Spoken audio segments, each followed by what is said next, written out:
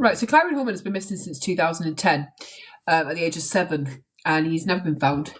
And it's such a heartbreaking case because it's so clear who did this, but yet there's still been no justice.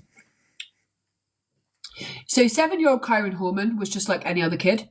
His age, he was curious, he was sweet, a little shy, and excited to learn something new. What's your opinion on the missing toddler? I've not seen it. Wait to the end of this case if you're staying around, and then we'll have a look into it. Let me write it down. Not with my invisible ink again. When did he go missing? I've not seen that case, but I've not been, because the kids have been on half term, I do a quick search every day to see if Nancy's been found. And apart from that, I was just to get on with my cases, really. Genesis Reed.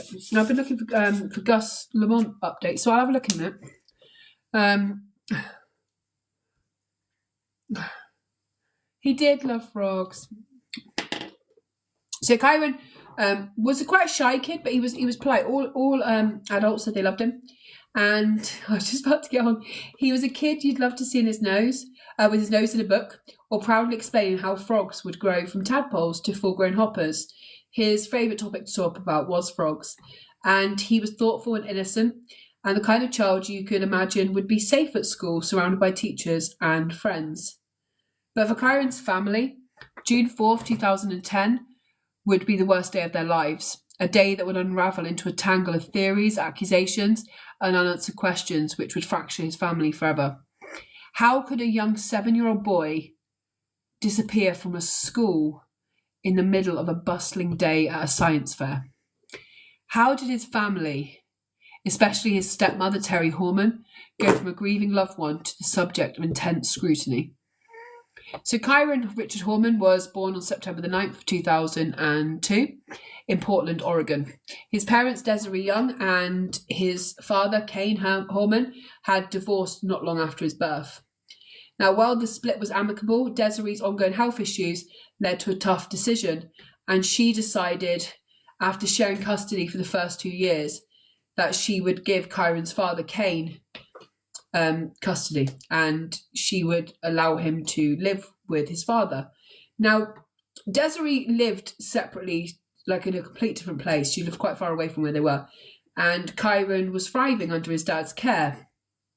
His mum would constantly remain a big presence in his life. She would speak to him on the phone almost daily, and she would see him most weekends, but he lived primarily with his father. Now, Kane was described as a dedicated and loving dad and someone who always put Kyron first.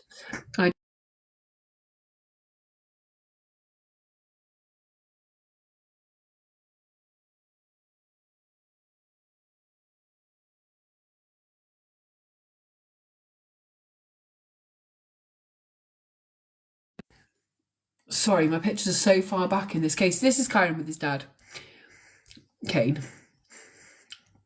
Okay. I'll show you the pictures at the end of this case, I think, because it's going to take me too long to switch them over because it's so far back. In 2007, Kane remarried a former teacher and bodybuilder named Terry Moulton. Now, Terry became a stay-at-home mum to Kyron, and then in 2008, she gave birth herself to Kyron's half-sister, Kira. For a while, their lives appeared picture perfect. Terry was a hands-on stepmom, taking Kyron to school and helping him with his interests. From the outside looking in, they seemed like a tight-knit family. He was a beautiful kid. He's got a beautiful smile. He's close to his dad. He's got a stepmother who seems quite present in his life, and he has this mum, Desiree, that he sees as well. Now, behind the scenes, cracks had started to form. Cracks that no one would get to know about or fully understand until that day of June the 4th, 2010. Now, Friday, June the 4th, 2010 started like any other day for 7-year-old Kyron.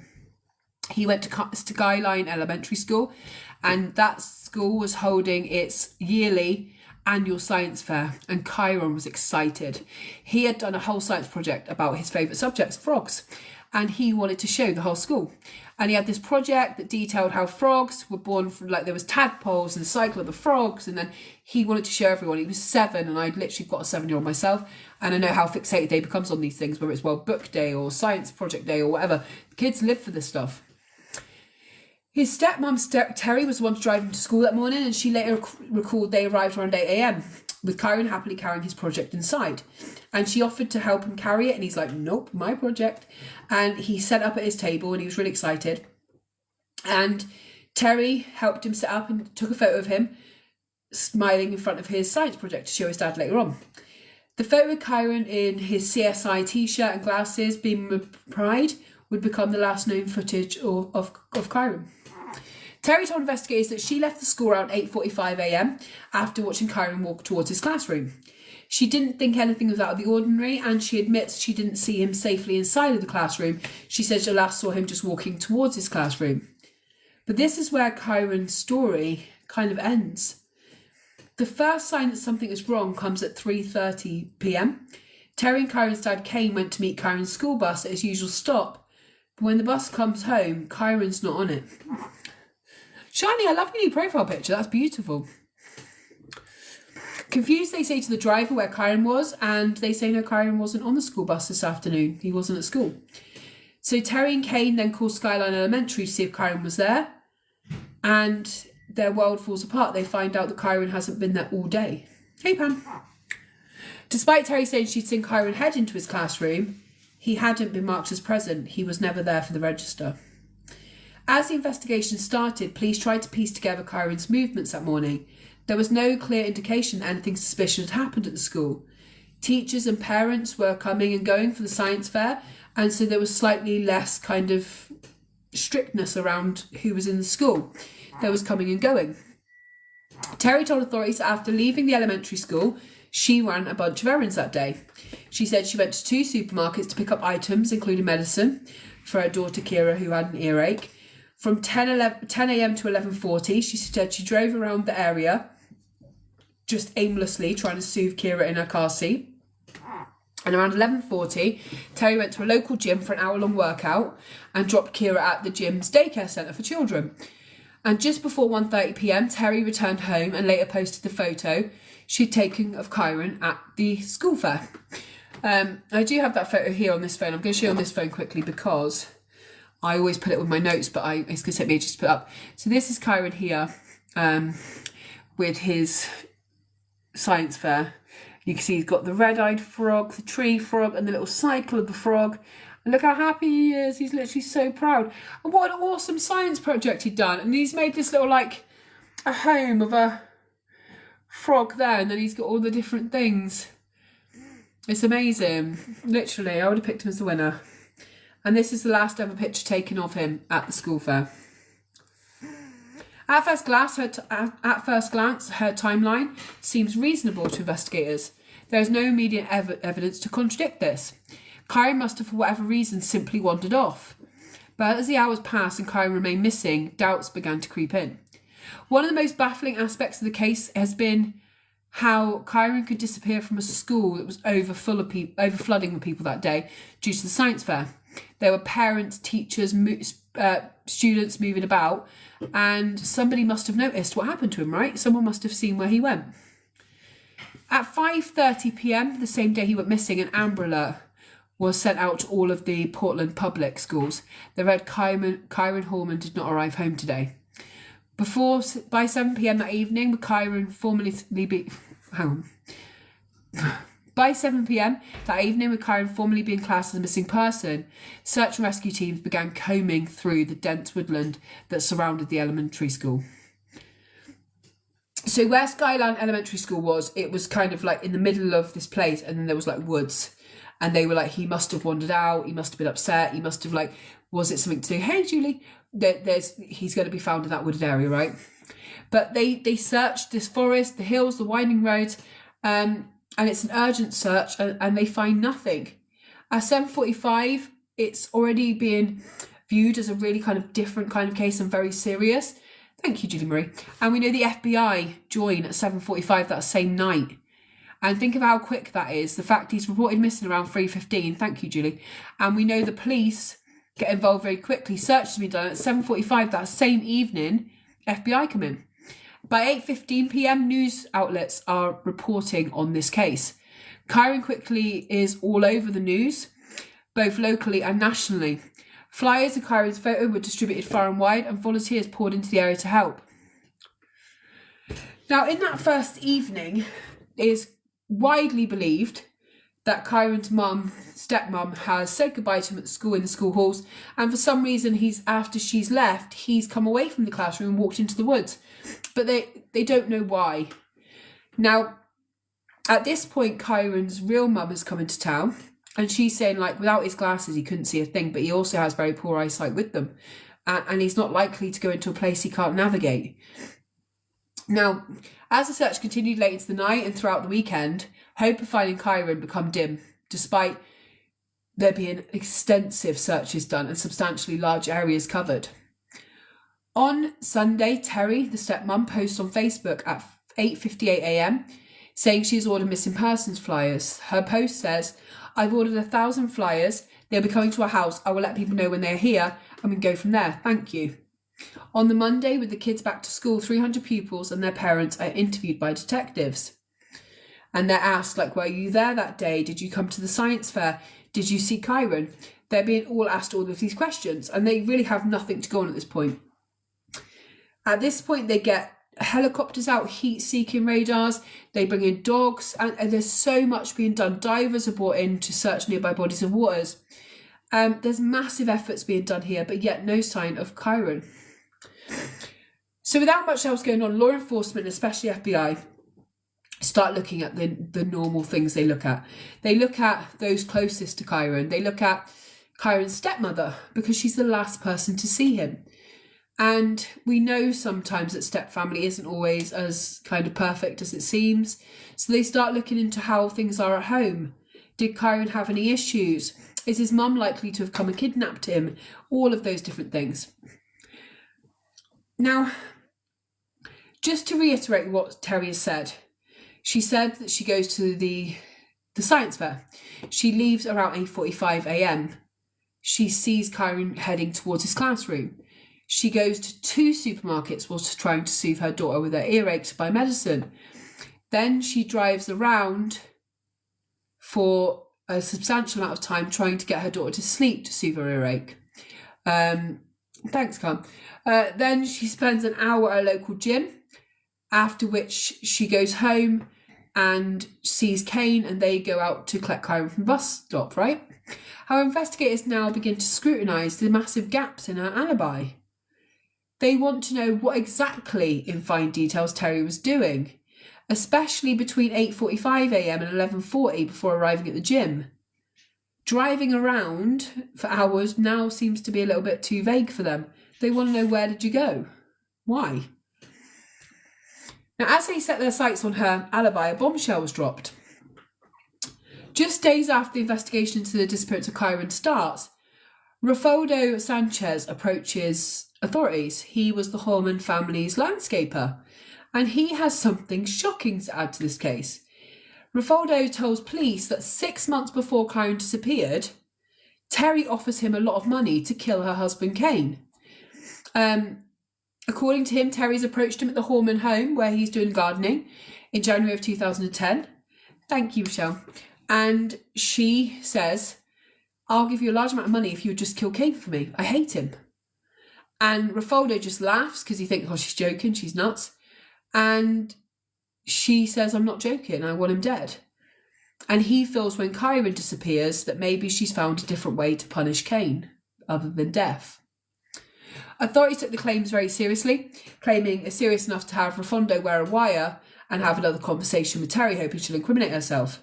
Frustratingly, though, no solid evidence comes from the conversation, and Terry flat out denies ever making that claim or that proposal. Now, this obviously is the first time that Kane has heard that Terry has tried to make him dead. And he is told this by the FBI, and you can imagine what he's thinking. Like, we're stood side by side doing this, like, press conferences and that, and the whole time you want me dead. So he decides on June the 28th, 2010, he files for a divorce and a restraining order. And he moves out with his daughter. Thank you. He moves out with his daughter, Kira, as he fears for his and his daughter's safety. And to me, that says a lot. That says a lot. This isn't a man who thought, oh, maybe she's just joking. Maybe he's just lying. This is someone who thought, fucking hell, she's capable. And he, at that point, starts thinking, maybe she does have something to do with Kyron going missing, because she's tried to pay someone to take his life and he thought all was good. Now, you don't just readily believe an accusation like that, right? If you love someone, thank you, Mel, thank you, Smith. If you love someone, you're married, right? And you know you share children with them, and someone comes forward and says, oh, she tried to pay me to kill you, you're not always going to be like, oh, okay, I'm getting a divorce, I'm moving on. You would be like, no, he's lying. Why would she do that? But he instantly thought, I believe it. Thank you, TikToker. So Kay and Kira move out, and when Terry's asked about it, she goes, no, it's all good. And she's like, everything's just fine, it's just a rumour, and she just tries to blow over it. Now, it wasn't just Kane that believed this. This bombshell painted Terry in a completely different light with the public opinion, especially as Terry has now hired an attorney and doesn't want to talk to the police anymore. With Terry now under an official spotlight, her behaviour in the days after Kyron disappeared becomes a real focal point. Some of her actions definitely raised eyebrows, including her post on Facebook. We know the same afternoon Kyron went missing, Terry had posted the now infamous photo of Kyron next to his science project. And where some have seen it as innocent, some others believe that it was more than that. They believe that, that she did this because, it was some kind of it was his last picture or whatever. But I don't see it that way. I'm going to be really honest.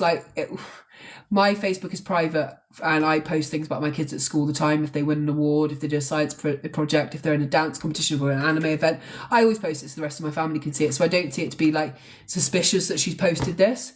They said it's kind of like a haha, I'm the last one to see him, but I just think it was a stepmom showing him as, Terry had failed 2 polygraph tests related to where Kyron was. She'd failed 2. And she had struggled to answer loads of questions about the gaps in her alibi that morning. Terry's friends and supporters argued that the pressure of the situation made her fail the polygraph test, but others said it was a red flag. Then there was Dee Dee. Now, Dee Dee will become very important in this. Dee Dee is Terry's best friend, and she's asked to take a polygraph. Now, Dee Dee Spicer is Terry's closest friend, and she was subpoenaed to testify before a grand jury investigating Kyron's case. And she does some really suspicious things on the day that Kyron disappeared. So we know that she disappears on the morning, sorry. The Devon just came out of me then. In the morning, not in the morning. She disappeared in the morning for 90 minutes on the day that Kyron went missing. So a homeowner that Dee Dee worked for, she was working on their house. I know, did you? On the morning. We were like, yayo. So Dee Dee Spicer worked as a gardener, right, for different homeowners. And on the day that she was gardening, on the day Kyron went missing, at 11:30, she receives a call from Terry, and then she flees the gardening job for 90 minutes. So Terry phones her to say something, and Dee Dee leaves from 11:30 to 1 p.m. And we don't know where she went. And she just comes back like nothing's ever happened. And the homeowner's like, where have you been? And she's like, nowhere. And they're like, you've been missing for 90 minutes. Dee Dee, though, denied any involvement and insisted she had been on the job site all day, never leaving once, despite what the homeowner and her co-workers are saying. And actually, in fairness to her, she did pass a polygraph, and she has maintained her loyalty to Terry throughout the entire investigation. However, regardless of her passing the polygraph, most people believe that Terry had phoned her that morning and said, I've killed him, and they went and buried her body together. I literally can't speak, Stephanie. I've gone from doing no live to the 10-hour one.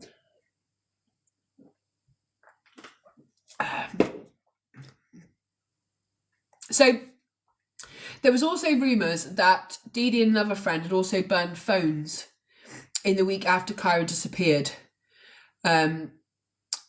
Now, they apparently got rid of some phones and then bought burner phones so they could stay in contact with Terry. So 2 of Terry's friends, Dee Dee and another one that's not been named, get rid of their phones and buy burner phones which they can use to contact Terry. So it's likely they're talking about something they don't want the FBI or any person investigating the case to know. Now, Dee Dee said they'd been experiencing service issues. That's why they'd got rid of their phones.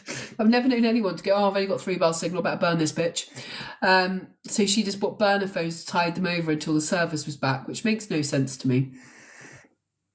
Now, the media frenzy surrounding Kyron's disappearance was in full swing, and the public's focus had shifted heavily onto Terry being responsible.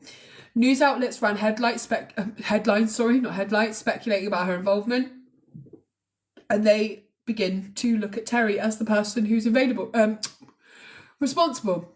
While this was all going on, Kyron's biological mum, Desiree, made several emotional public appeals. I can't talk. Appeals.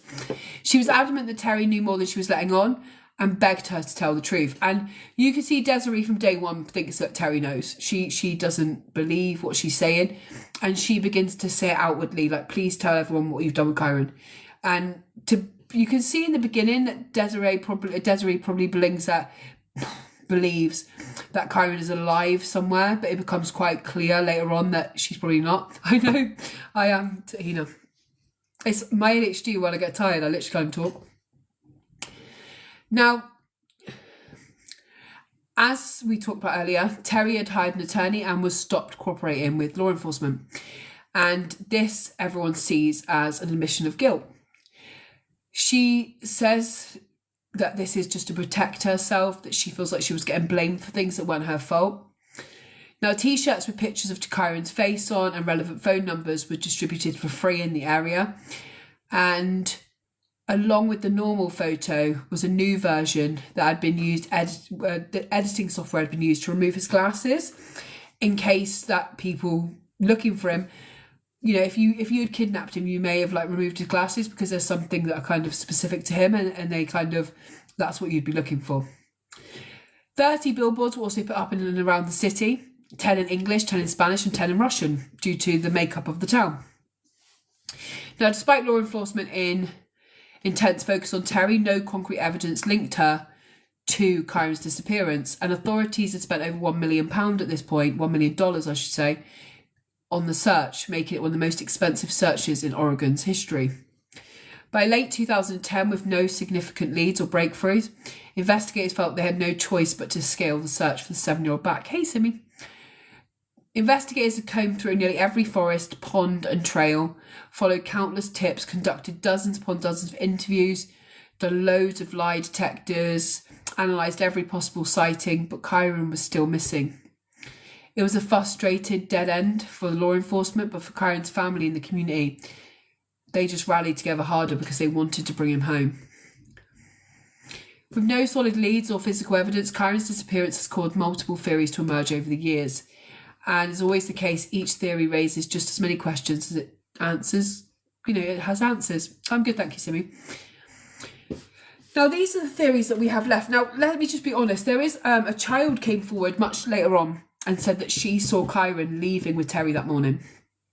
And I think most people believe that Terry left the building with Kyron, and in those 2 hours of driving around, she killed Kyron. Then she phoned her friend and they helped bury Kyron, and he is still missing to this day. But we still have to take into consideration stranger abduction from the school. Stranger kidnappings do happen. Only 5% of child kidnappings are stranger. And we know that Kyron's elementary school had several entry points. And they'd been very busy that day with the science fair. So there is a chance that somebody took him. But, if it was a stranger abducting him, thank you, I'll have a look after this case. I really want to have a look. Thank you, Lizzie. I'm sorry I didn't answer you today, Lizzie. It's my dad's birthday today and I've just answered no one. I finally reached out to Lulu about 8 o'clock, I think. I've just been I've just been sad all day. If it was a stranger, Kyron likely would have called out, shouted, screamed. He was very unlikely to go with a stranger. He knew about strange dating. He was 7 and he likely would have alerted someone. So it's very uneasy to me that he walked out of a really busy school where there was loads of parents, teachers, that no one saw a struggle. Strange abductions can often be chaotic and leave clues behind, whereas Kyron vanished without a trace. Now, there is the possibility that Kyron wandered off, right? Hey, Charlotte. Early in the investigation, law enforcement had explored the possibility Kyron might have wandered off, but he would have been found by now. I mean, it was 16 years ago. Nobody wanders off and just buries himself. Like, he would have to be somewhere. And like I said to you, he went missing, were reported missing at 3 o'clock, 3:15, and FBI were involved by 7:45. I don't see that Kyron just disappeared.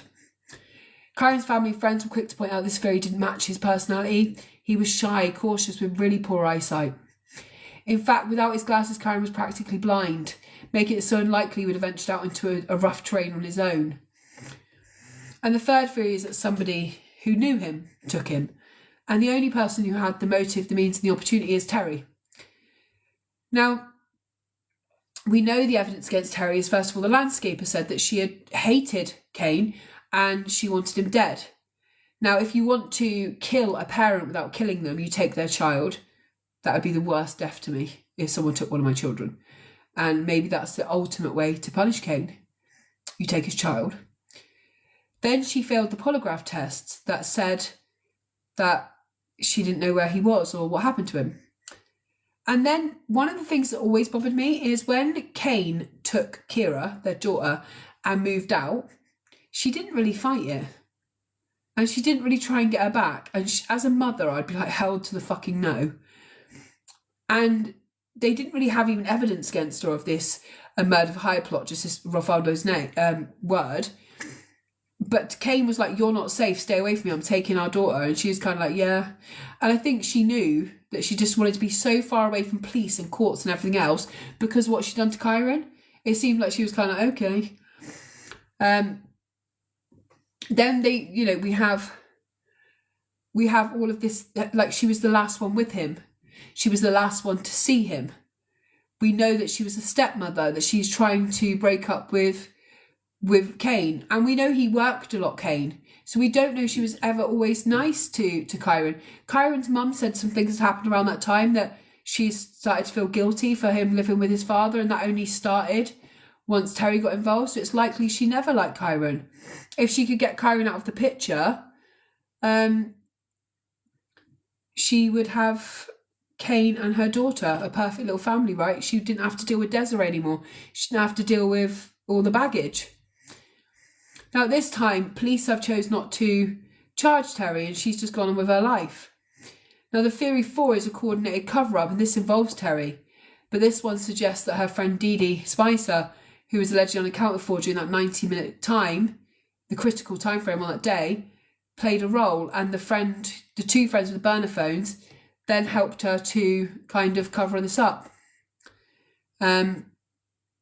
What has truly fueled public speculation about a potential conspiracy with Dee Dee and Terry is the fact that at one point, in exchange for a promise of immunity, Dee Dee agreed to show investigators where she had taken, dumped and burnt these burner phones. And the police are like, why would she want immunity just to go and show us where these burner phones have been broken? Hey, I've got an addict. They had been broken, burnt, and then buried. So she goes, you have to give me immunity before you go and find those phones. And it makes you think, what did you need immunity for, unless you absolutely feared that at some point we were going to be able to get the information from those burner phones, which obviously they couldn't. They were burner phones that weren't registered to anyone. They had been smashed, burnt, and it was back in 2010. So it was very unlikely. But why would you care about immunity? If I had a burner phone, had nothing on, right, or I thought, fuck the police, they ain't going to find nothing, and they went, show us where it is, I'm like, yeah, cool. I'm not going to be like, nah, give me immunity first. So people have always been like, it's because Dee Dee knew something was going to come out. I do believe that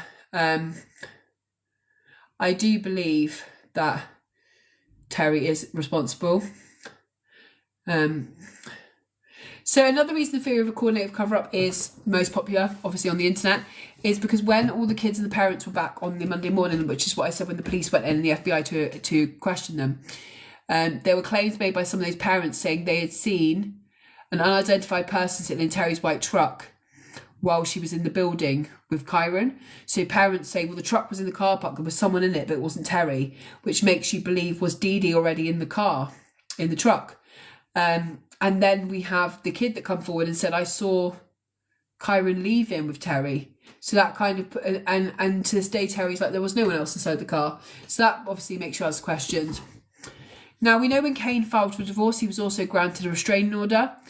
And a month after he received it, he asked that his estranged wife be held in contempt, saying she had violated the order several times by starting a sexual relationship with some of his high school friends. And that she had been sharing sealed legal information with this person she was having sex with, and they both had tried to kidnap his daughter.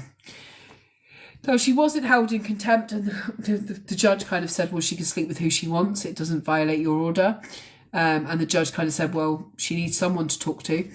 And there was no evidence that she had tried to kidnap Kyra.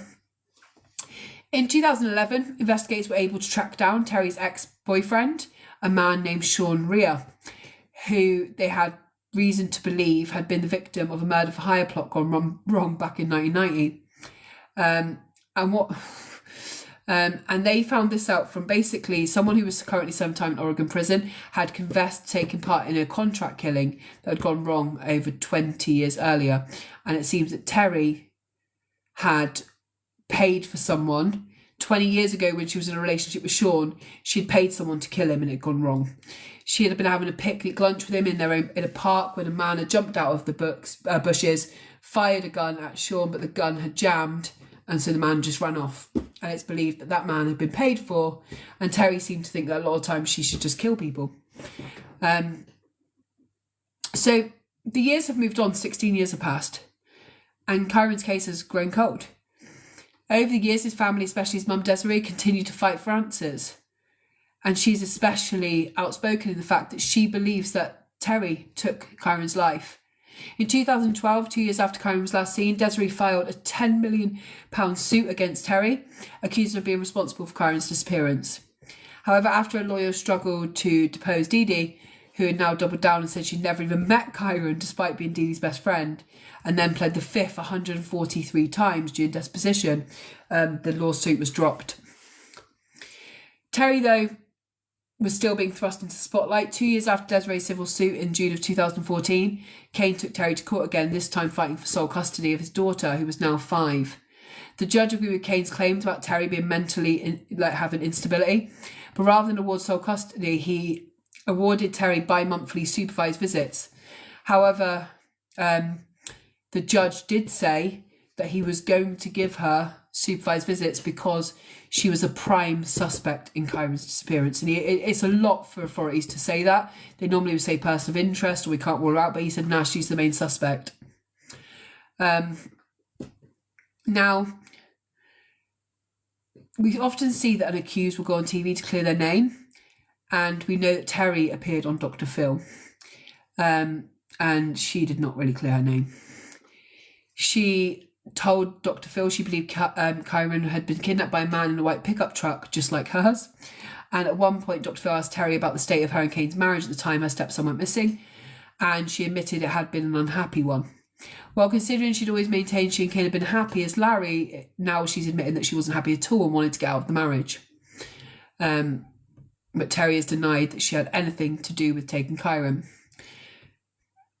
And in 2014, Terry changed her name to Claire Stella Sullivan, saying she wanted to avoid the stigma of being the person who killed Kyron. And they were like, what do you mean the stigma of killing him? Like, how do you know he's dead? And she was like, I love my son, I want him home more than anything. And it was just a shit show. She then went back to another court because they said, no, you can't change your name. You're the main suspect in a murder investigation. It's a stupid reason. So then she went to another court and wanted to change her name to Claire Kissel. And then when people realised it was going to be her, she took her application back before it could be heard. In August of 2015, she was arrested in California for allegedly stealing a handgun from her roommate. And then in July of 2016, she was arrested again for being caught in possession of a stolen vehicle. 2 arrests in a short space of time for fairly major crimes.